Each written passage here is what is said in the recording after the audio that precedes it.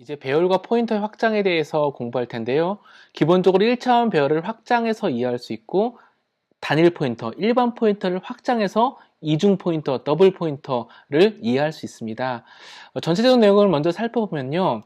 2차원, 3차원 배열은 1차원 배열의 개념을 확장한 것으로 쉽게 접근할 수 있는데요. 2차원 배열은 1차원 배열이 여러 개 모여 있는 것, 배열의 요소가 1차원 배열인 것으로 접근할 수 있고요. 3차원 배열은 2차원 배열이 여러 개 있는 것, 배열의 요소가 2차원 배열인 것이라고 이해할 수 있습니다.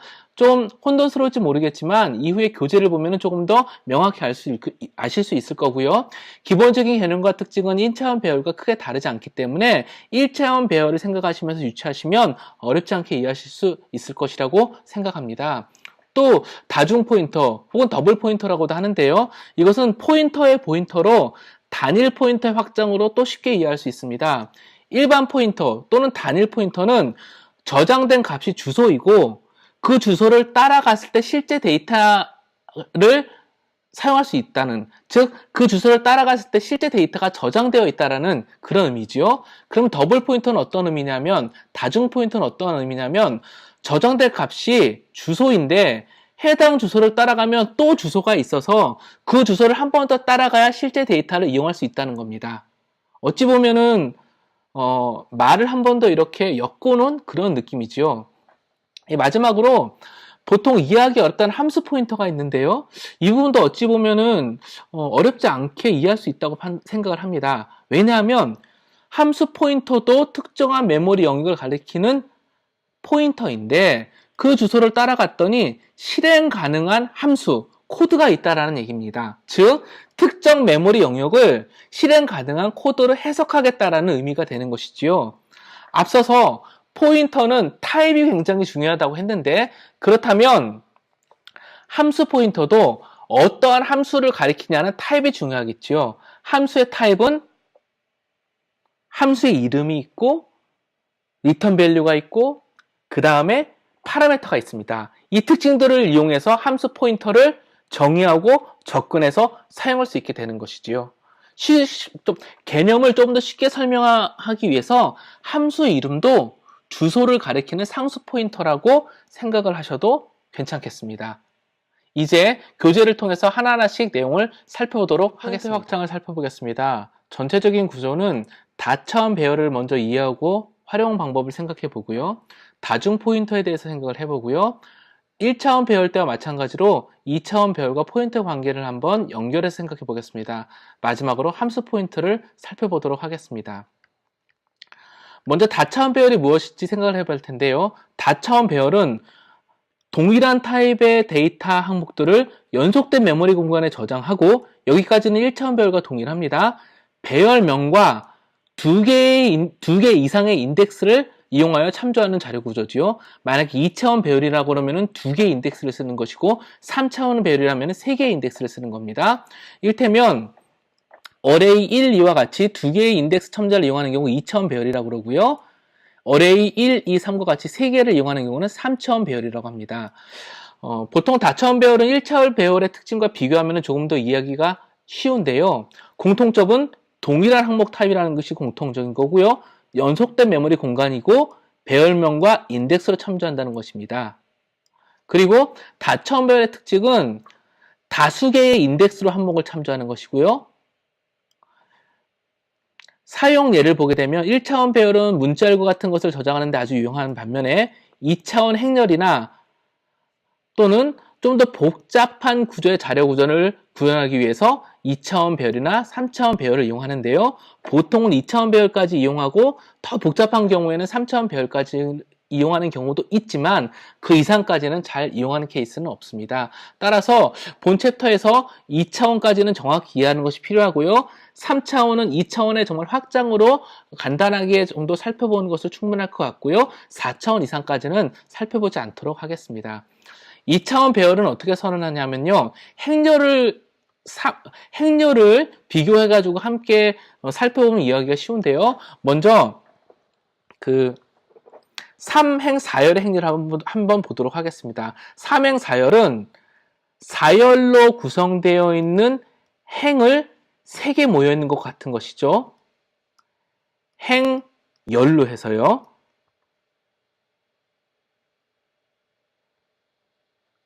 자, 이렇게 위 3행, 4행열은 총 3개의 행이 있고 4개의 열로 구성되어 있고요. 각각 행열은 1바이 1부터 해서 3바이 4까지 해서 접근할 수 있습니다.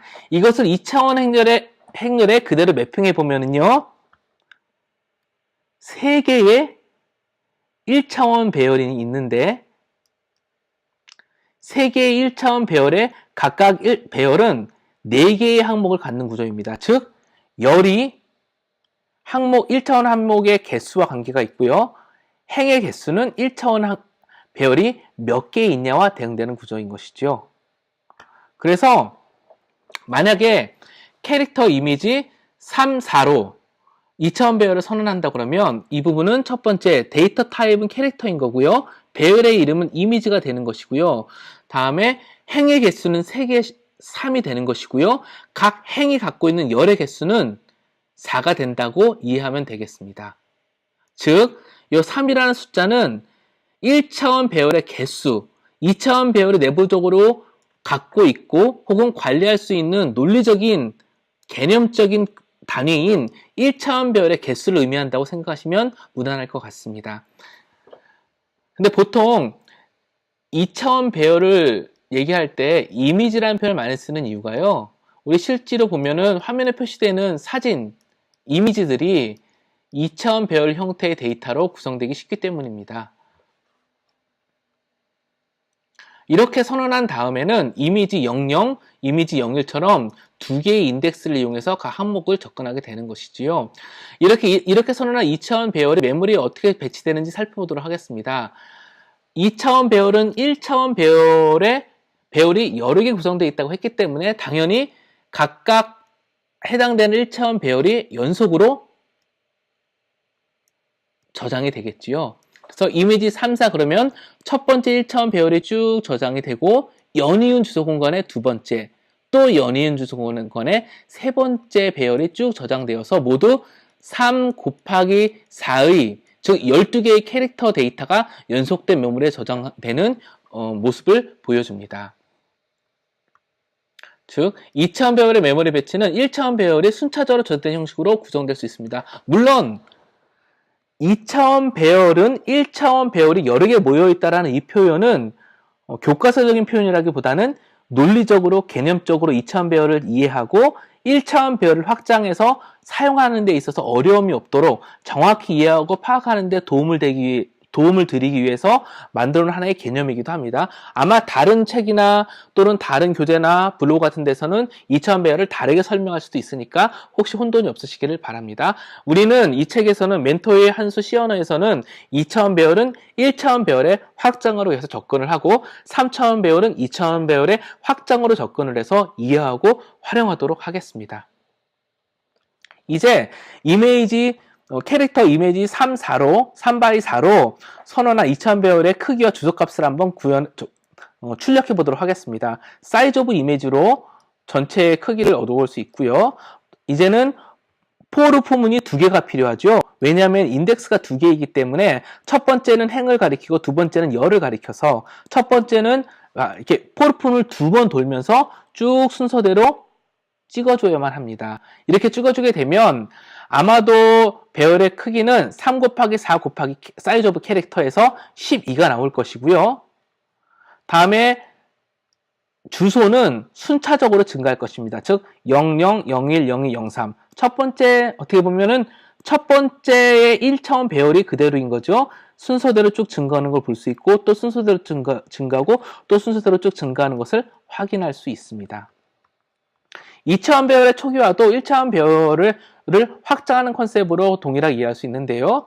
먼저는 직관적으로 for 품은 두 번 돌면서 각각 인덱스에 원하는 문자, 여기서는 대문자 5를 이용했는데요. 원하는 문자를 바로 이렇게 대입해 줄 수 있습니다.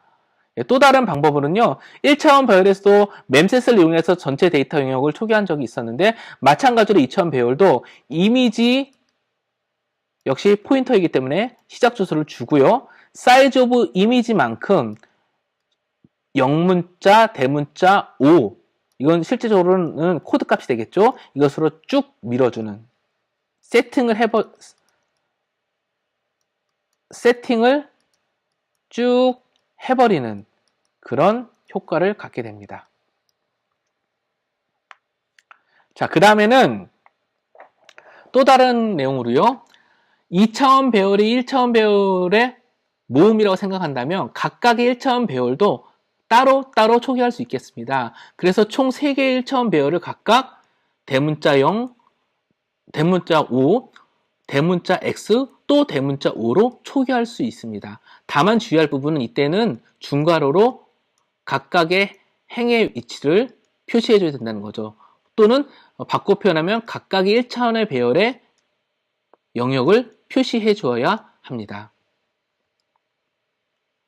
또 1차원 배열에서 초기화할 때 초기화 값을 생략함으로써 0을 즉 널 값을 이렇게 초기화해 주는 경우가 있었는데요. 마찬가지로 2차원 배열도 각각의 1차원 배열을 초기화할 때 뒤에 있는 값을 생략함으로써 널로 초기화해 주는 효과를 줄 수 있습니다. 이 널은 실제적으로는 0입니다.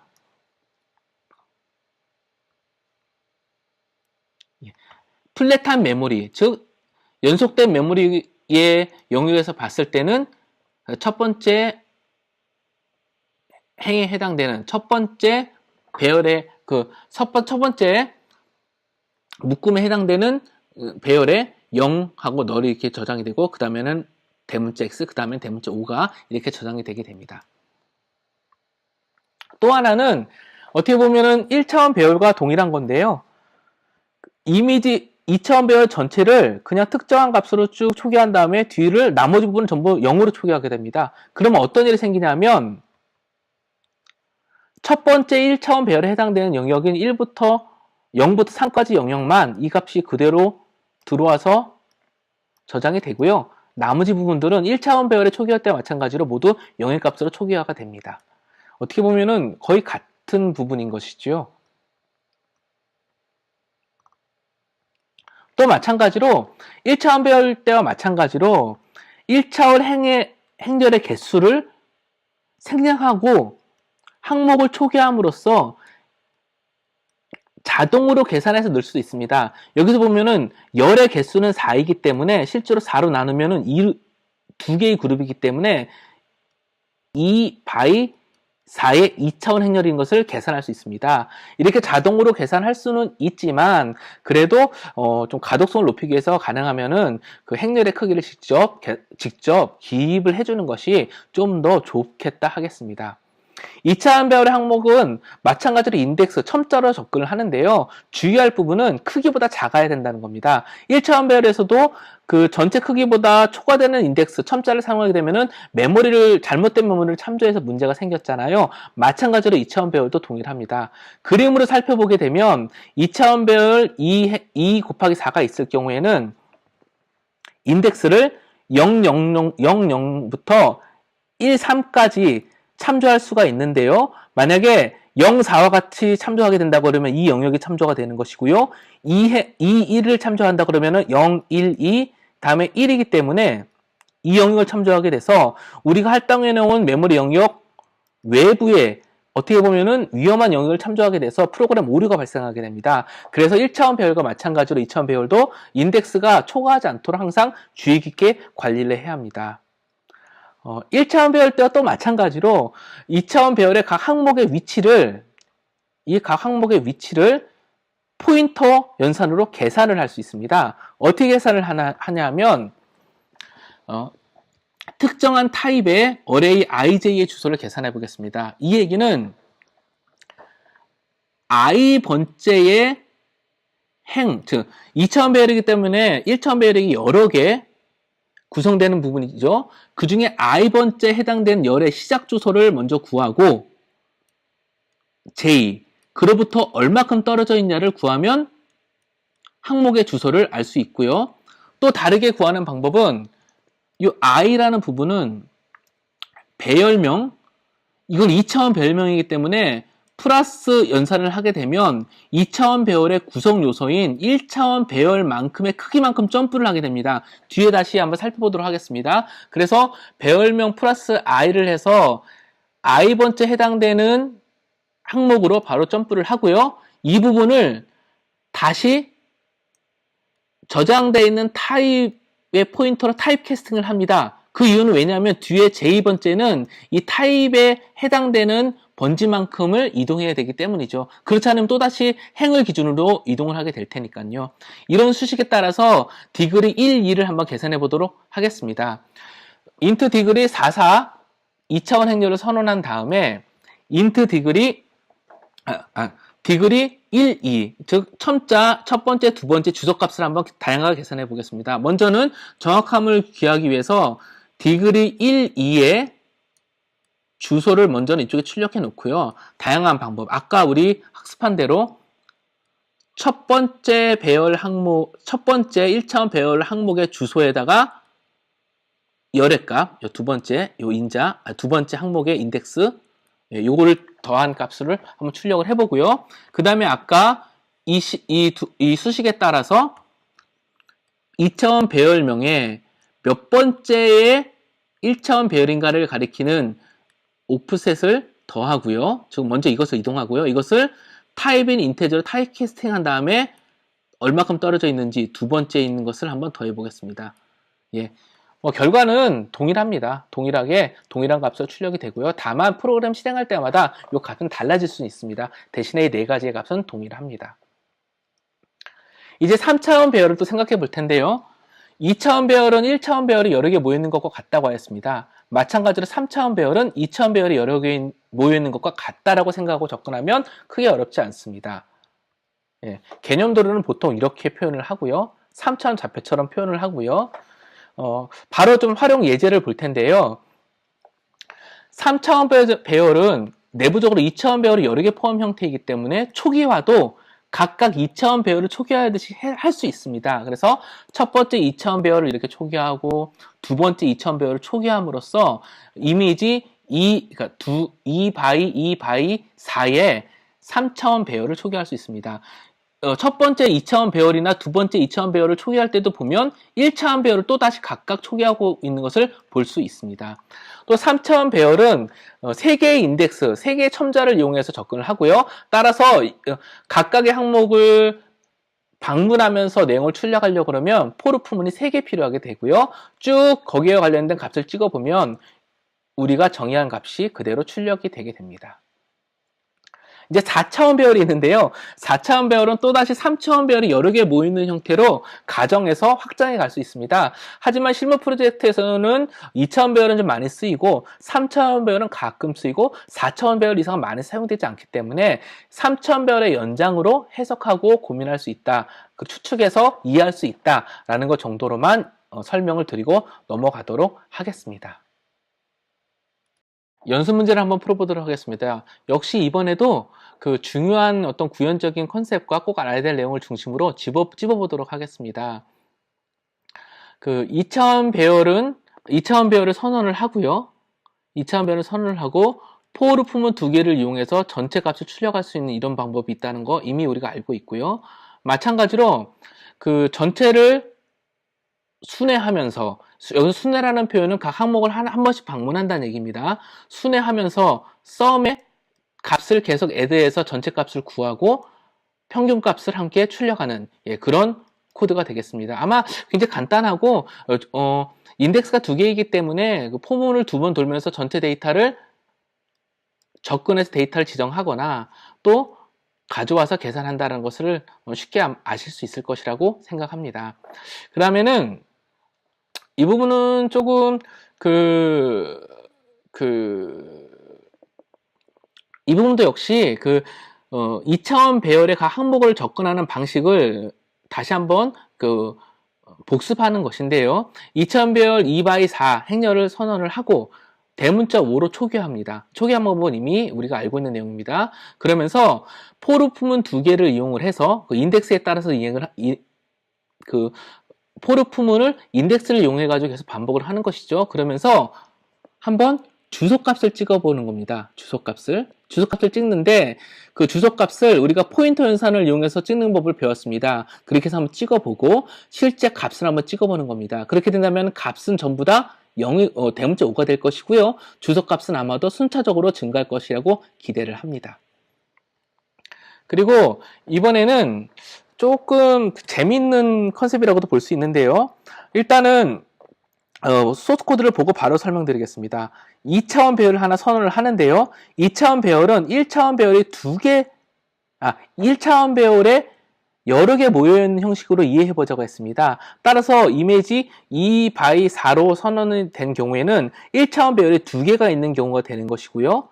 각각 1차원 배열이 시작하는 주소를 대문자 5, 대문자 X로 사이즈만큼, 1차원 배열의 크기만큼 세팅을 해버리게 되면 첫 번째 행은 전부, 아까 0번째 행이라고 했습니다. 0번째 행은 전부 다 5로 세팅이 되고 1번째 행은 전부 X로 세팅되는 결과가 나오는 것이지요.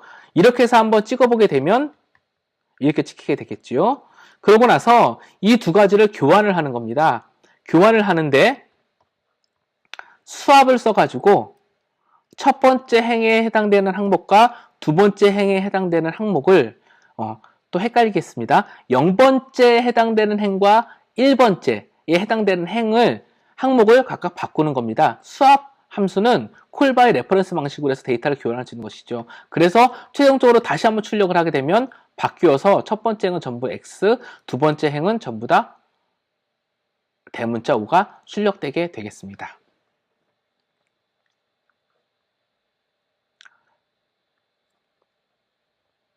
이번에는요, 로테이트, 행렬의 2x3 행렬을 3x2 행렬로 로테이트 하는 그런 구조인데요. 실제로 데이터가 0, 1, 2, 1, 2, 3으로 저장되어 있다면 로테이트가 돼서 0, 1, 2, 1, 2, 3으로 저장되기를 바라는 부분입니다. 이 부분은 어떻게 보면은 각 행렬에 대한 접근과 그 다음에 항목을 교환하는 그런 부분들을 모두 다 고려해야 되는데 이 부분 한번 독자분들의 숙제로 남겨놓겠습니다. 한번 잘 해석해 보시고 필요하시면 브레이크 포인트를 찍어가면서 어떻게 동작하는지를 한번 파악해 보시기를 바랍니다. 저 같은 경우는 이거를 구현할 때 먼저 각각의 행렬에 해당되는 값이 어떠한 위치로 가야 하는지를 하나씩 먼저 적어보고 이것으로부터 규칙을 도출해서 각각 행렬 항목을 교환하고 대입을 하였습니다. 자, 이번에는 3차원 행렬을 하나 선언을 하고요. 그 3차원 행렬의 각 항목을 임의의 값으로 다 초기화를 합니다. 여기서 임의의 값은 랜덤 함수를 이용했는데요. 랜덤 함수는 실행될 때마다 특별한 어떻게 보면 규칙이 없는 남수를 이렇게 리턴해주는 값입니다. 그러니까 임의의 값으로 쭉 저장이 되게 되는 것이죠. 그리고 또 하나는 여기 srand 한 다음에 타임 제로 해가지고 초기화를 해줬는데 이렇게 srand로 난수를 발생하기 전에 초기화를 해줘야 매번 새로운 값들이 생성되어서 리턴되게 됩니다. 그러고 나서 포르품은 인덱스가 3개이기 때문에 결국은 포르품을 3번 돌면서 최대값을 구해보고 최대값을 계속 구해놓은 최대값과 현재의 인덱스에 해당되는 항목값을 비교해서 필요하면 최대값을 계속 교체해가면서 최대값을 쭉 도출하고요. 그러고 나서 전체 배열과 최대값을 출력을 하게 되겠습니다. 3차원 배열에 항목을 각각 어떻게 접근하는지를 연습하는 예제가 되겠습니다. 포인터의 포인터, 다중 포인터에 대해서 살펴보겠습니다. 포인터는 메모리 주소값을 저장하고 해당 메모리에 저장된 데이터를 참조하기 위해서 사용하는데요. 그렇다면 포인터의 포인터 혹은 더블 포인터란 어떤 의미인지 그림을 통해서 살펴보겠습니다. 더블 포인터는 실제로는 주소가 저장되는데 그 주소를 따라가서 데이터를 보면 또다시 주소가 있고 그 주소를 따라가서 다시 접근을 해야만 실제 데이터가 실제로 저장되어 있는 데이터를 이용할 수 있다는 의미입니다. 즉, 포인터 변수인데 가리키는 것이 또 다른 포인터 변수의 주소라는 것입니다.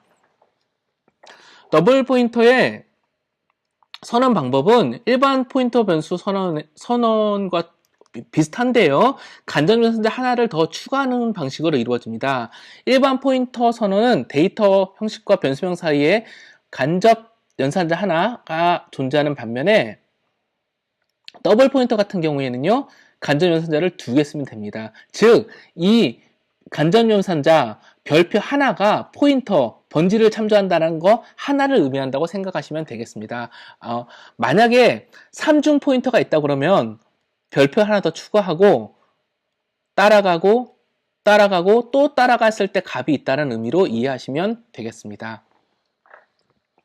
이것을 이용해서 정수형 더블 포인터 변수를 선언하면 int 포인트 int 별표 p 베리어블 이런 식으로 선언할 수 있겠습니다. 마찬가지로 그 참조 연산자인 앰퍼샌드도 동일한 개념으로 이용할 수 있는데요. 예제를 이용해서 바로 살펴보도록 하겠습니다. 먼저는 인트형 포인트에 인테저형 변수의 주소를 저장을 하고요. 일반 포인터입니다. 다시 이 인테저형 포인터 변수의 주소를 다시 참조해서 더블 포인터 변수에 저장을 합니다. 어떻게 보면 일반 포인터의 변수의 주소를 저장하는 것과 동일한 컨셉이죠.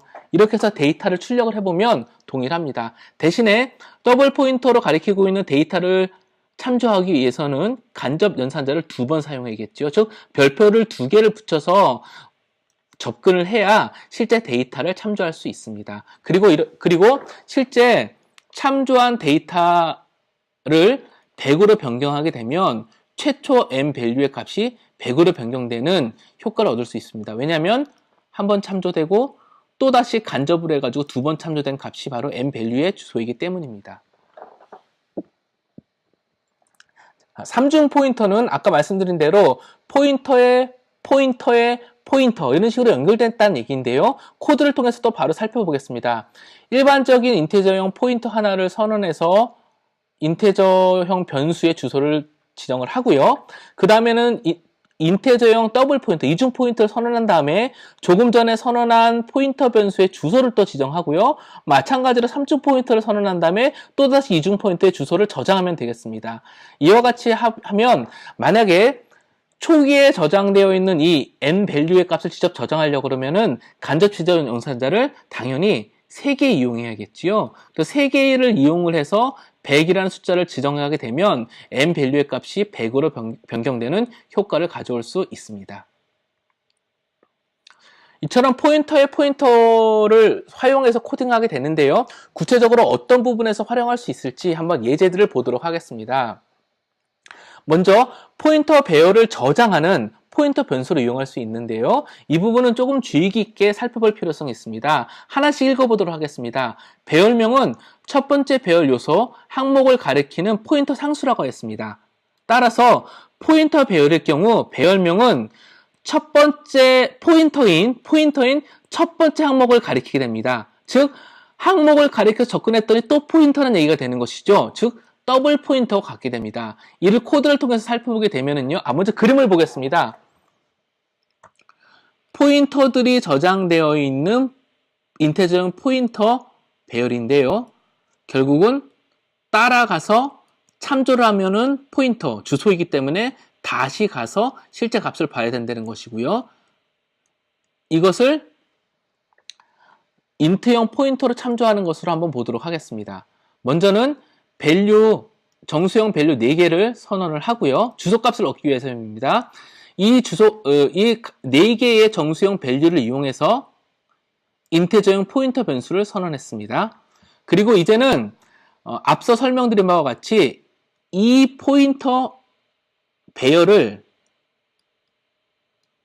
항목이 포인터이니까 더블 포인터 변수에 저장을 합니다. 그렇게 해서 인덱스와 더블 포인터를 이용해서 항목을 출력할 수 있게 되었습니다. 자, 출력은요. 먼저는 배열명과 인덱스를 이용해서 참조를 하게 되면 배열명과 인덱스를 가서 참조한 결과가 나오기 때문에 10이 출력되겠죠. 그래서 10이 출력되고요. 또 하나는 더블 포인터인데요. 인덱스를 지정하면 마치 포인터 연산과를 한 것 같은 동일한 효과를 주기 때문에 그 참조를 하게 되면 또 동일하게 실제 값을 참조할 수 있게 됩니다. 마지막으로 더블 포인터를 항목의 인덱스 순서에 따라서 포인터 연산을 하고요. 이중으로 참조하게 되면은 역시 바로 값들을 접근할 수 있게 됩니다. 이와 같이 해서 포문을 돌면서 출력을 해보면 정확히 내용이 출력되는 것을 확인할 수 있습니다. 또 한 가지, 포인터 배열과 배열 포인터는 확실히 다른데요. 포인터 배열은 포인터를 항목으로 갖는 배열을 말하는 거고요. 배열 포인터는 특정한 타입의 배열을 담을 수 있는 포인터 변수를 말하는 겁니다. 예를 들자면 포인터 배열은 인테저형 포인터 배열을 선언하면 항목이 각각 포인터이기 때문에 이 포인터를 따라갔을 때 실제 값을 참조한다는 그런 의미가 되는 것인 반면에 배열 포인터는 실제로 그 배열을 가리키는 겁니다. 예를 들면 인테저형 넘버 어레이 4, 그러니까 4개의 항목을 갖는 배열을 선언했다고 그러면요. 이 배열은 포인터 변수를 선언해서 저장할 수 있는데요. 하는 방법은 이름 대신에 가로하고 포인터의 의미인 간접 연산자를 둔 다음에 포인터 변수 이름을 쓰는 겁니다. 가만히 생각해 보시면 일반적인 포인터 변수를 선언하는 것과 동일합니다. 이렇게 됐을 때 이런 식으로 가로하고 포인터 이름을 주고 int 4 하게 되면 실질적으로 인테저형 4가지 항목을 갖는 배열을 저장할 수 있는 포인터 변수를 선언한 셈이 되는 것이고요. 포인터 변수이기 때문에 널로 초기화할 수 있습니다. 다시 한번 읽어드리면 총 4개의 정수의 항목을 갖는 배열을 가리키는 포인터 변수 p-value array를 선언했고 널로 초기화한 것입니다. 자, 계속해서 진행해 보도록 하겠습니다. 이후에 2차원 배열 포인터에서도 유사한 개념이 있으니까 그때 가서 다시 한번 반복해서 살펴보도록 하겠습니다. 포인터 변수를 교환하기 위해서는요, 포인터 변수도 일반적으로 함수에 전달을 하게 되면 콜바의 밸류 방식으로 그 변수의 주소값은 전달이 됩니다. 그래서 그 주소값 자체를 바꾸기 위해서는요, 콜바의 레퍼런스로 호출을 해야 하는데 주소의 주소이기 때문에 결국은 더블 포인터가 되는 것이죠. 그래서 수화 포인터라는 함수를 더블 포인터로 전환을 하고요. 실제 내용은 기존에 있는 함수와 유사합니다. 콜바의 레퍼런스 함수와 유사합니다. 그리고 실제 호출할 때는 수화 포인터인데 각각의 포인터에 주소를 전달하는 구조가 되는 거죠. 그렇게 되면은 이 포인터 밸류 1과 포인터 밸류 2에 저장된 값이 각각 바뀌게 되어서 다른 값이 출력되게 되는 것입니다. 이 부분은 이미 콜바이 레퍼런스에서 여러 번 유사한 개념을 설명해 드렸으니 소스를 한번 보시면서 직접 유추해 보시기를 바랍니다.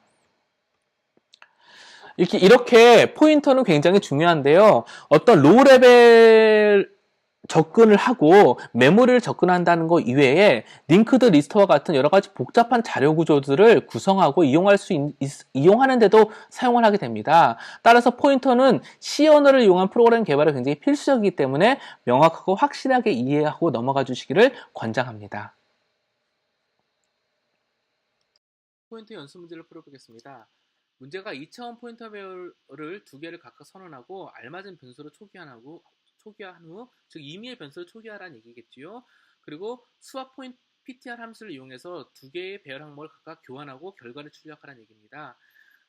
앞서 살펴본 수학 PTR은 콜바이 레퍼런스 함수로 포인터 주소를 상호간에 교환하는 그런 역할을 수행합니다.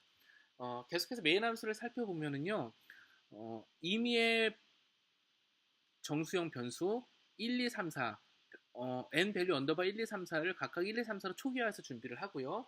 또 인테저형 정수형 어레이 4개의 항목을 갖는 정수형 어레이를 5, 6, 7, 8로 각각 초기화를 해서 준비를 합니다. 이렇게 준비한 이유는 각각의 주소를 사용하기 위함인데요. 첫 번째 포인터 어레이 A는 각각 변수의 주소값을 이용해서 초기화를 하고요. 두 번째 포인터 어레이 B는요. 이 앞서 준비한 어레이의 주소를 이용해서 각각의 항목을 초기화를 했습니다. 이렇게 해서 각 배열 항목의 값과 그 내용을 간접지전자, 그 연산자를 이용해 가지고 쭉 한번 찍어보게 되는 것이고요. 찍어보면은 아마 값이 제대로 나오겠죠. 1, 2, 3, 4, 5, 6, 7, 8로. 그 다음에 그 2개의 배열 항목을 각각 교환합니다. 즉 포인터를 교환한다는 얘기죠. 포인터를 교환합니다. 그래서 포르 부분이 1부터 4까지 이렇게 돌면서 4보다 작을 때까지 0부터 4보다 작을 때까지 이렇게 돌면서 수아PTR 함수를 통해서 두 개의 포인터 변수에 저장되어 있는 포인터 값을 교환을 합니다. 실제적으로 교환이 이루어지겠죠. 그러고 나서 동일한 내용을 출력하게 되면 5, 6, 7, 8, 1, 2, 3, 4로 참조되는 내용이 달라지게 됩니다. 이 부분은 한번 직접 디버깅을 해보시고요. 브레이크 포인트를 집어가지고 어떤 식으로 값이 전달이 되는지, 그 다음에 이중 더블로 이렇게 참조가 돼서 어떤 값이 참조가 되게 되는지를 한번 직접 그림을 그려가면서 살펴보시면 더 도움이 되겠습니다. 앞서 설명한 수아PTR 함수는 콜바이 레퍼런스 방식으로 구현이 되어 있죠. 이렇게 콜바이 레퍼런스 방식으로 구현에 대한 이유는 기본적으로 콜바의 밸류 형식으로 시연 함수는 인자를 전달하게 되고 스택의 지역 변수로서 값이 전달되기 때문에 그 안에서 아무리 교환을 하더라도 원본 함수, 콜러 쪽에 있는 변수의 값은 변경되지 않기 때문입니다. 그렇기 때문에 콜러 값에 있는 원본 변수의 값을 변경하기 위해서는 이 원본 변수의 주소값을 전달해서 교환을 해야 하는 콜바의 레퍼런스 구현을 이용해야 되는 것이죠.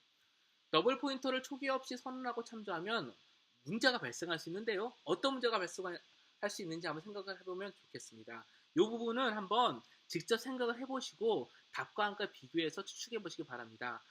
일반적인 포인터 같은 경우에는 초기 없이 이용을 하게 되면 가베지가 발생하게 되죠. 더블 포인터도 이와 유사한 문제 때문에 특정한 문제가 발생할 수 있습니다. 2차원 배열명과 포인터에 대해서 살펴보겠습니다. 내용이 다소 복잡하기도 하고 헷갈릴 수 있으니 교재를 중심으로 하나씩 살펴나가도록 하겠습니다. 먼저 1차원 배열은 먼저 우리는 앞에서 1차원 배열은 배열의 주소를 가리키는 상수 포인터이고 배열의 첫 번째 항목에 저장된 주소와도 같다는 것을 학습하였습니다. 그러면 이것에 대한 확장으로 2차원 배열명은 포인터와 어떤 관계가 있는지 살펴보도록 하겠습니다. 먼저 이 그림을 통해서 보게 되면은요, 3x4의 2차원 행렬 넘 어레이를 선언을 했는데요. 배열의 이름은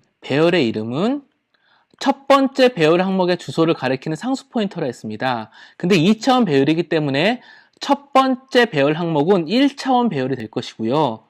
1차원 배열의 시작 주소를 가리키는 상수 포인터가 바로 2차원 배열의 이름이 되겠습니다. 마찬가지로 이제는 이 배열 이름에 인덱스 1, 인덱스 2 이런 식으로 해서 값을 증가시키면 대상이 1차원 배열이 되는 거기 때문에 1차원 배열의 크기만큼 증가하여서 0번째, 첫 번째, 두 번째 배열의 시작 주소를 각각 가리키게 됩니다.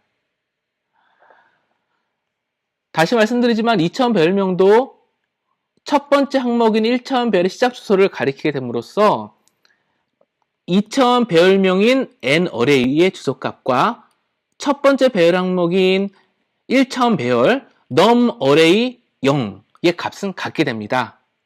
또다시 1차원 배열 때의 기억을 더듬어서 1차원 배열의 num 어레이 0은 또다시 1차원 배열의 첫 번째 항목인 num 어레이 0, 0과도 주소값이 동일하게 됩니다. 즉, 1개, 2개, 3개의 주소값이 모두 같다는 것이죠. 근데 기억을 한번 더듬어 보면 비록 주소값은 같지만 어떠한 의미로 해석하냐에 따라서 사이즈, 크기가 다르고 접근하는 방식이 다르다는 것을 우리는 확인했었습니다. 마찬가지로 이번에도 코드를 이용해서 확인해 보도록 하겠습니다. 3x4의 2차원 행렬을 선언을 하고요. 각각의 배열명, 첫 번째 주소, 그 다음에 1차원 배열의 첫 번째 해당되는 주소를 찍어 보겠습니다. 우리의 기대와 동일한 값이 출력이 될 것입니다. 그런데 사이즈 오브 연산자를 이용해서 배열명 혹은 첫 번째 항목의 주소 또는 1차원 배열의 첫 번째 항목 주소의 크기를 구하면 1차원 배열 때와 마찬가지로 전체 크기인 48과 1차원 배열의 크기인 16, 그 다음에 하나의 항목인 크기인 4가 출력되는 것을 확인할 수 있습니다. 이와 같이 동일한 주소값이라도 해당 주소를 해석하는 방식에 따라 사이즈 오브 연산자가 다르게 되므로 우리는 어떤 주소를 해석하거나 연산할 때 주의 깊게 다루어야 하겠습니다. 여기서 기억하고 넘어갈 부분은 2차원 배열명도 배열이 저장된 주소를 가리키는 상수 포인터라는 것입니다. 자, 다시 읽어보겠습니다. 2차원 배열명은 2차원 배열의 시작 주소를 가리키고 변경할 수 없는 상수 포인터입니다. 또 1차원 배열의 시작 주소와 동일하기도 합니다. 첫 번째 1차원 배열의 시작 주소와 동일합니다. 이제 이러한 2차원 배열을 저장하기 위해서 포인터 변수를 선언할 텐데요. 조금 헷갈릴 수도 있으니까 주의 깊게 살펴봐 주시기 바랍니다. 먼저는 어떠한 포인터 변수를 쓸 거냐라는 변수를 하나 선언하고요. 근데 이 포인터에는 무엇이 저장되냐면 1차원 배열 타입이 저장됩니다. 그래서 타입의 1차원 배열의 항목 개수 이렇게 지정이 되게 되는 것이고요. 다음에 이것은 포인터이기 때문에 변수형 앞에 주소를 의미하는 간접 연산자인 별표가 표시가 되는 것이죠. 그래서 타입 가로하고 간접 연산자인 별표, 그 다음에 사이즈 이런 식으로 2차원 배열명을 저장하기 위한 포인터가 선언되게 되어 있습니다. 여기서 가로를 사용하는 이유에 좀 주의하셔야 될 것 같은데요. 이 가로는 배열 포인트라는 것을 강조해서 가로를 한 것이고요. 만약에 가로가 없다 그러면 타입 포인트를 저장하는 포인트 어레이가 되어버립니다. 그래서 가로 사용에 주의가 필요합니다. 예를 들면 매스 24로 선언된 2차원 배열을 포인터 변수로 만들게 되면 배열 이름을 p 매스 어레이로 먼저 정해놓고 1차원 배열이 인트형의 4개 항목을 가진 것이기 때문에 인트형의 4개 항목이라고 지정을 해놓고 간접 연산자를 추가해서 가로에서 별표를 추가해서 최종적으로 이러한 형식의 포인터를 선언할 수 있게 되겠습니다. 이렇게 선언한 포인터는 당연히 주소를 저장할 수 있는 포인터이기 때문에 널로 초기화할 수도 있고요. 이 동일한 형식의 2차원 배열을 저장해서 사용할 수도 있습니다. 이러한 2차원 배열의 포인터를 한번 선언해 보고 그 다음에 사용해 볼 텐데요. 여기서 int number 3, 4 여기 3이 오타가 있었습니다. 이 부분 죄송하고요. 앞에 3이 있는 것이 맞습니다. number 3, 4 num array 3, 4 즉 3행 4열 혹은 3x4로 정의되어 있는 2차원 배열을 포인터 변수로 선언하게 되면요. 앞부분과 마찬가지입니다. 동일하게 하는 건데 다시 한번 반복하는 겁니다. 타입은 그대로 오게 되고요. 열의 항목, 즉 하나의 1차원 배열이 가질 수 있는 항목의 개수가 오게 되고요. 가운데에 가로로 가로 싸서 가로로 감싸면서 간접 연산자와 함께 우리가 사용할 포인터 변수를 이렇게 놓게 됩니다. 그래서 ptr number array는 number array 3x4를 저장할 수 있는 포인터가 되겠습니다. 참고로 한 번 더 말씀드리는 거지만 배열명은 첫 번째 항목에 저장된 주소를 가리키는 상수 포인터라는 개념 또한 동일하게 적용됩니다. 2차원 배열의 포인터 연산을 살펴보겠습니다. 먼저 2차원 배열명을 직접 이용해서 포인터 연산을 해볼 텐데요. 2차원 배열명은 1차원 배열, 첫 번째 1차원 배열의 시작 주소를 가리키고 있고, 그래서 2차원 배열명에다가 플러스 1을 해주게 되면 하나가 증가한다는 얘기인 거죠. 근데 그 하나가 1차원 배열의 크기이기 때문에 전체 1차원 배열의 크기만큼이 주소가 증가된 값이 됩니다. 마찬가지로 어레이 플러스 2가 되면 또 그만큼 값이 증가가 되고 그렇기 때문에 어레이는 1차원 배열을 가리키므로 어레이 포인트에 대한 연산 플러스 연산자는 주소값을 1차원 배열의 크기만큼 증가시키는 효과를 가져오게 됩니다. 이러한 내용을 한번 포인터 연산을 이용해서 확인해 보도록 하겠습니다. 먼저 두 개, 2x3, 3x4의 두 개의 배열을 선언하게 되고요. 그리고 각각의 배열 크기를 사이즈 오브 연산자를 이용해서 계산해 보겠습니다. 아마도 2 곱하기 3 곱하기 다음에 사이즈 오브 인테저, 3 곱하기 4 곱하기 사이즈 오브 인테저의 값이 출력이 되겠죠. 각각 24와 48이 출력된 것을 확인할 수 있습니다.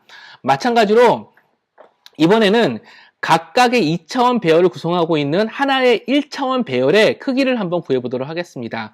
사이즈 오브 넘버 어레이의 첫 번째, 그러니까 0번째가 되는 거죠. 다음에 넘버 어레이 B의 0번째 사이즈를 구하게 되면 각각은 3개, 4개의 항목으로 구성되어 있기 때문에 3 곱하기 4, 또 4 곱하기 4만큼의 길이가 출력될 것으로 기대가 됩니다. 12와 16이 출력되는 것을 확인할 수 있습니다. 마찬가지로 실제 포인터로 접근한 그 주소값이 정확한 걸 확인하기 위해서 배열명에 플러스 1을 해서 두 번째, 0, 1로 따지게 되면은 1번째에 해당되는 주소를 출력하게 되고요. 마찬가지로 인덱스로 접근한 주소를 출력을 했습니다. 어레이 BAD에서도 마찬가지 작업을 해봤습니다. 이때 동일한 주소가 출력되는 것을 확인할 수 있고요. 우리가 앞서 설명하고 확인해 본 바로 배열명을 이용한 주소 연산이 하나의 1차원 행렬을 고려한 그 크기만큼 주소가 점프한다는 것을 이렇게 확인해 볼 수 있습니다. 이제 2차원 배열의 인덱스를 한번 첨자를 포인터 연산으로 계산을 해볼 텐데요. 그 전에 우리가 이미 학습한 내용을 한번 확인해 보겠습니다. 매스의 인덱스, 1차원 배열일 경우요. 배열을 인덱스로 이용해서 참조를 하게 되면 배열명의 인덱스만큼 오프셋으로 계산을 하고 간접 연상자로 참조한 것과 동일한 효과가 있고, 또 마찬가지 얘기이지만 배열을 인덱스로 참조한 그곳에 참조 연산자로 주소를 가져온 거는 배열에 그 인덱스만큼 오프셋을 더한 것과 동일하다는 걸 알고 있습니다. 그래서 마찬가지로 이런 컨셉을 이용해서 2차원 배열의 인덱스를 계산해 보겠습니다. 2차원 배열 2x4의 2차원 배열에서 매스 1, 2에 한번 그 주소를 포인터 연산을 통해서 한번 얻어보도록 하겠습니다. 그렇게 된다 그러면은 먼저 매스 1, 2를 먼저 참조하는 것으로 보겠습니다. 그러면 매스 1, 2니까 매스 플러스 1, 0, 1로 따졌을 때 1번째 예 어레이 배열 1차원 배열을 참조해서 거기에 두 번째의 항목이라는 얘기입니다. 즉 매스 1, 2과 동일한 얘기가 되는 것이죠. 마찬가지로 우리 포인터와 관련해서 알고 있는 그 배열의 첨자와 포인터의 변환 관계를 이용해서 확장을 하고 계산을 하면 이와 같은 수식도 도출할 수 있습니다. 이제 우리가 수식으로 도출한 이 내용이 정확히 일치하는지를 한번 코드를 통해서 확인해 보도록 하겠습니다. 2x4의 행렬, 매스 2차원 행렬을 하나 선언을 하고요. 1년된 값, 그러니까 임의의 값이라고 해도 좋겠습니다. 초기화를 했습니다. 그리고 매스 1, 2를 출력을 해봤습니다. 매스 1, 2를 출력을 해봤습니다. 그랬을 때 매스 1, 2는 6이 나오게 되겠지요. 자, 그 다음에 우리가 앞서 계산한 방식에 따라서 매스 플러스 1에 참조한 1차원 배열의 두 번째 항목 값을 출력해보고 동일하게 포인터 연산을 통해서 참조한 곳에 저장되어 있는 데이터를 가져오게 되면 같은 값이 이렇게 출력이 돼서 우리가 앞서 계산한 값이 맞고 타당하다는 것을 이렇게 확인해 볼 수 있었습니다. 2차원 배열의 함수 인사 전달도 1차원 배열과 크게 다르지 않는데요. 1차원 배열의 함수 인자 전달 때 어떠한 얘기가 있었냐 하면 배열 자체는 함수 인자로 전달할 수 없고 배열의 포인터와 그 배열의 크기를 알 수 있는 값을 별도로 전달함으로써 함수의 인자로 활용할 수 있다고 얘기를 했습니다. 마찬가지로 2차원 함수도 동일하게 2차원 함수의 포인터와 그 2차원 함수를 크기를 계산할 수 있는 그 값을 함께 전달함으로써 구성할 수 있는데요. 소스 코드를 한번 살펴보도록 하겠습니다. 먼저 메인 함수에서는요, 2차원 함수 하나, 매스 2, 4를 2x4로 구성된 2차원 배열을 하나 선언을 했고요. 프린트 어레이라는 함수를 호출을 하는데, 매스라는 배열명 자체도 이미 포인터이기 때문에 그 포인터를 넘기면서 사이즈 오브 매스, 이 전체 크기와 함께 나누기 사이즈 오브 매스 제로. 첫 번째 항목인 1차원 배열의 크기를 나누어서 전달을 합니다. 그렇게 되면 어떤 일이 생기는 거냐 하면 2차원 포인터를 전달하고 그 2차원 포인터가 갖고 있는 1차원 배열의 개수를 함께 전달하는 셈이 돼서 프린트 어레이는 포르 품을 두 번 돌면서 관련된 2차원 배열의 항목을 하나씩 출력할 수 있게 되는 것이지요. 역시 배열의 인자로 함수의 인자로 배열을 전달할 때는 배열의 포인터와 크기를 계산할 수 있는 값을 함께 전달해야 된다는 것이 여전히 유용한 것을 확인할 수 있습니다. 연습 문제를 풀어보도록 하겠습니다. 먼저 매스 3, 5, 3x5로 선언한 2차원 배열의 두 번째, 네 번째 항목을 배열명, 포인터를 이용해서 다양하게 표현해보라는 문제인데요. 우리가 앞서 배웠던 그 수식을 이용해서 이런 식으로 풀 수 있습니다. 다시 한번 계산해 보시고 확인해 보시기를 바랍니다. 다음에 정수현 데이터를 저장하는 2차원 배열을 선언을 하고 임의 값으로 채운 다음에 그것을 배열 포인트 대입을 하고 그 다음에 배열 포인트와 인덱스를 이용해서 인덱스 즉 첨자를 이용해서 전체 내용을 충족하려는 얘기입니다. 여기서 이제 키포인트는 배열 포인터를 선언하는 것과 포인터 연산이 아니라 첨자, 인덱스로도 바로 접근할 수 있다는 것을 확인해 보는 것이 되겠습니다. 그래서 임의 값을 생성하기 위해서 먼저는 srand를 이용해서 항상 새로운 난수를 생성할 수 있도록 초기화를 해주고요. 2x4의 2차원 배열을 선언을 하고요. 그 다음에 2차원 배열 포인터를 이와 같이 선언을 합니다.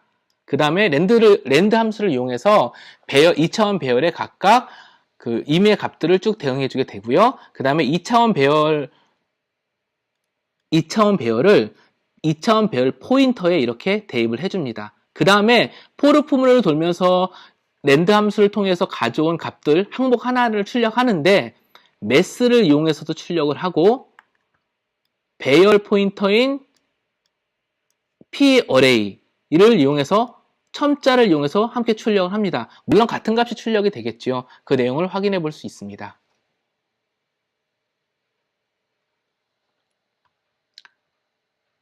자, 위에서 확인한 코드, 즉 첨자를 이용한 문제를 배열과 포인터를 이용해서 한번 확인해 보라는 내용인데요. 첫 번째 질문에서 확인해 본 이런 수식을 이용해서 변화를 하게 되면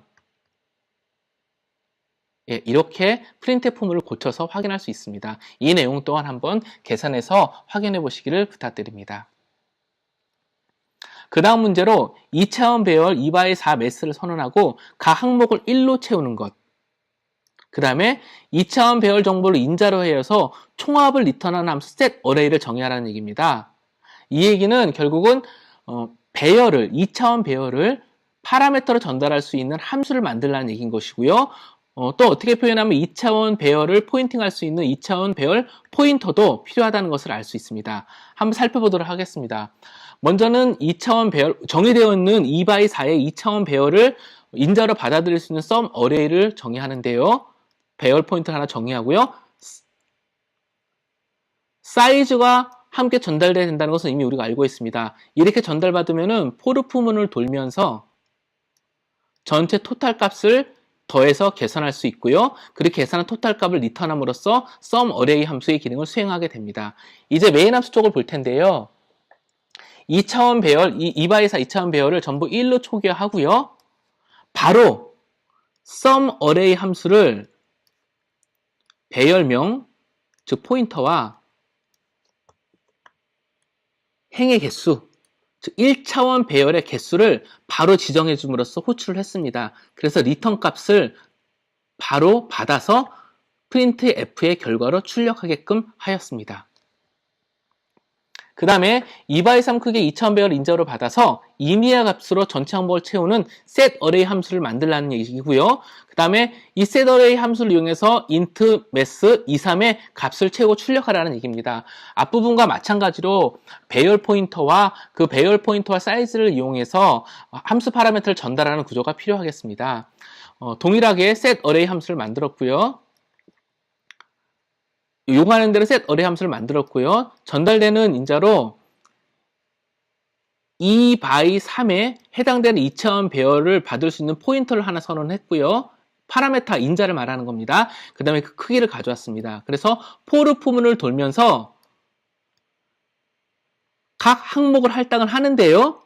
재미있는 것은 이 array 값의 주소, 각 항목의 array 값의 주소로 그냥 할당을 했습니다. 원래는 랜드 함수나 이런 걸 쓸 수도 있지만 프로그래밍의 재미를 위해서 한번 이렇게 항상 임의로 변경될 수 있는 주소 값을 이용해서 배열의 항목을 설정을 해 보았습니다.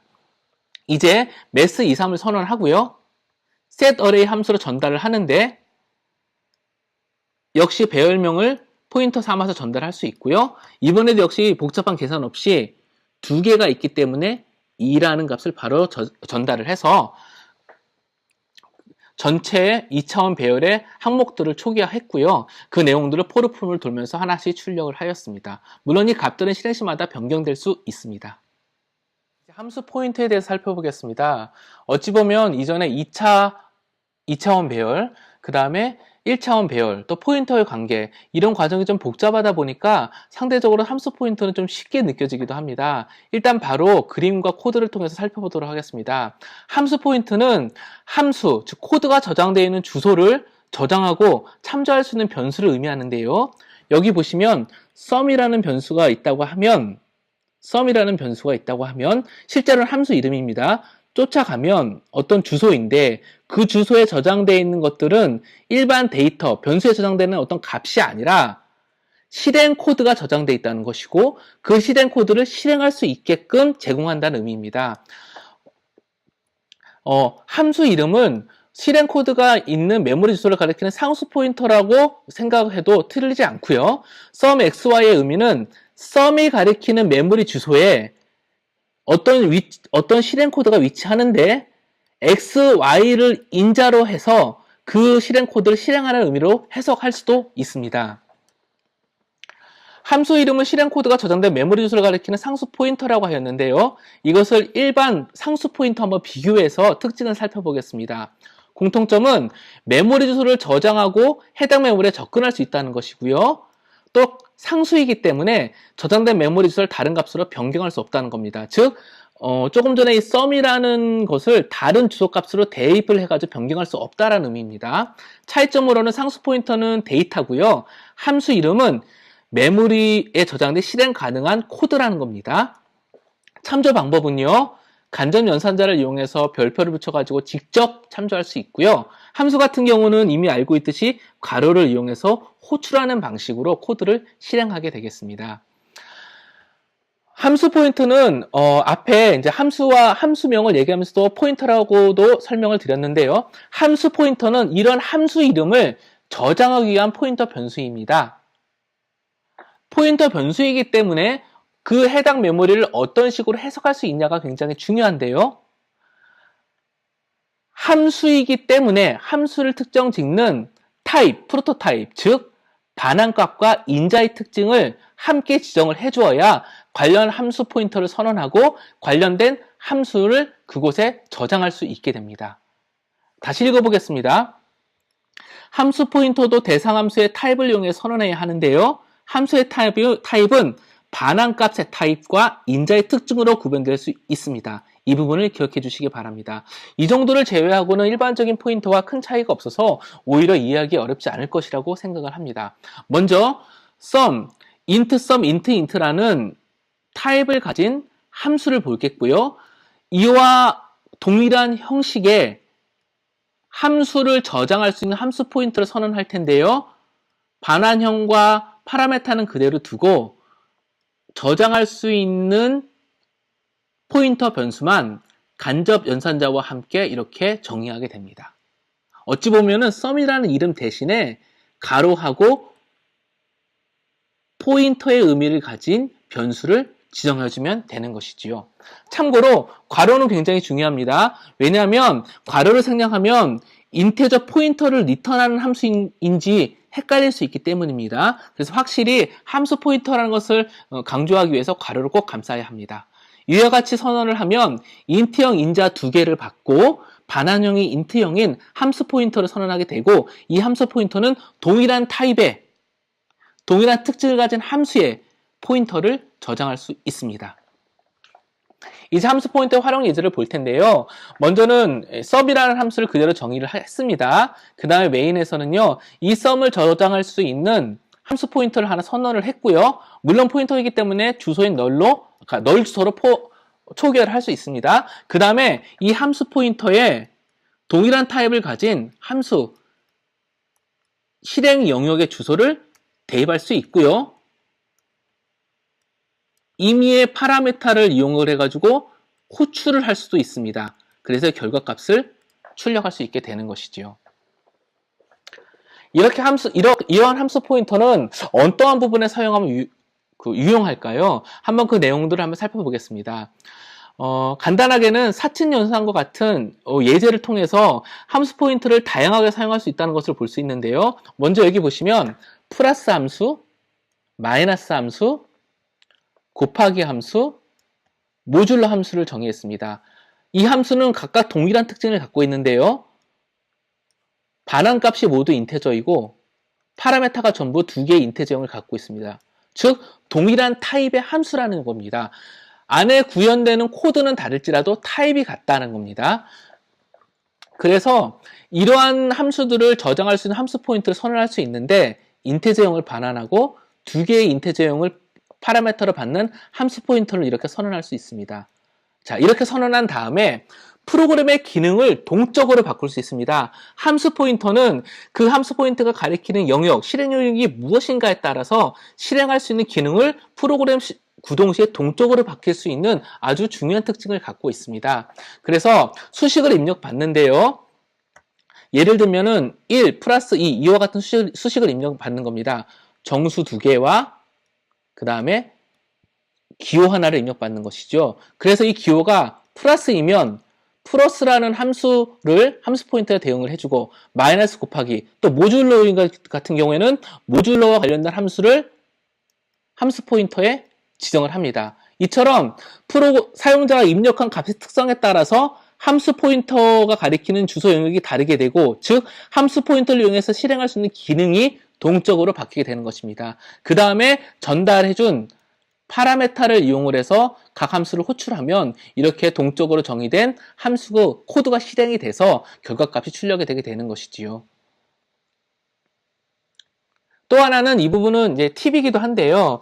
윈도우 같은 경우에는 DLL이라는 구조를 이용을 해서 그 여러 가지 라이브러리 기능들을 공유해서 사용하게 되는데요. 이렇게 DLL에서 구현한 함수들은요, 프로그램에서 함께 로딩이 돼서 특정 메모리에 위치하게 되고, DLL이 제공하는 함수 이름을 이용해서 참조할 수 있게 됩니다. 근데 이 DLL을 메모리에 적재하는 방법에 로드 라이브러리라는 윈도우즈 API를 이용해서 명시적으로 적재하는 방법이 있는데요. 이런 경우에는 DLL을 메모리에 개발자가 명시적으로 로드 라이브러리로 필요한 DLL을 로딩을 하고요. 함수 이름, 함수 타입을 이용해서 getFrag address라는 함수를 이용을 해서 원하는 함수 포인터, 즉 실행 코드의 영역에 대한 포인터를 가져와서 직접 실행할 수 있는 기능도 구현할 수 있습니다. 이처럼 다양한 부분에서 함수 포인터는 이용할 수 있고요. 실제로 나중에 뭐 보안이라든지 기능을 확장한다든지 여러 가지 것을 분석할 때는 이 함수 포인터의 개념을 아주 주요하게 사용할 수 있습니다. 이제 연수 문제를 바로 풀어보도록 하겠습니다. 함수 포인터, 일반 변수 포인터의 차이와 주요 특징이 무엇인가요? 함수 포인터는 실행 가능한 명령어가 저장되어 있는 주소 영역을 저장할 수 있고요. 다음에 그 주소 영역을 가로의 형식을 이용해 가지고 실행을 할 수 있습니다. 그리고 함수 포인터 같은 경우에는 리턴 타입과 어떠한 파라미터를 쓰냐는 이 함수의 타입, 형태를 가지고 이 함수 포인터를 정의를 하게 됩니다. 이 정도 내용을 기억을 하시면서 이 내용을 한번 읽어봐 주시기를 바랍니다. 이제 몇 가지 함수 포인터를 연습해 볼 텐데요. 바로 코드를 보도록 하겠습니다. max, 최대값을 보다 큰 값을 구하는 함수가 하나가 있고요. min, 작은 값을 구하는 함수가 하나 있습니다. 그래서 보면은 뭐 당연히 인테저형으로서 리턴 타입도 같고 두 개의 인테저형을 파라미터로 받는 것도 동일합니다. 그렇기 때문에 인테저형을 리턴하고 두 개의 인테저형을 받는 함수 포인트를 정의해서 사용할 수 있고요. 그래서 첫 번째는 max 함수 주소를 함수 포인트에 전달을 해서 계산을 하고 두 번째로는 마이너스 역할을 하는 함수의 주소를 함수 포인터에 전달을 해서 호출을 하는 그런 구조의 어떤 예제를 구성할 수 있습니다. 그 다음에는 세 개의 정수를 입력받아 삽을 출력하는 함수가 있고요. 곱을 출력하는 함수입니다. 이제는 함수의 특성이 void, 아무것도 리턴하지 않고 세 개의 인테저형을 입력받는 함수의 특성을 갖고 있는 것이죠. 자, 이런 경우에는 이제 print sum과 print multi 하는 부분들은 한번 살펴봐 주시기 바라고요. 이런 경우 함수 포인트를 선언할 때 void을 리턴하고 세 개의 인테저형을 파라미터로 받는 함수 포인터다. 이렇게 함수 포인터를 선언할 수 있고요. 그 다음에 이것과 동일한 타입의 함수를 할당을 해서 호출을 할 수 있습니다. 예, 이런 부분들도 한번 살펴봐 주시기 바랍니다.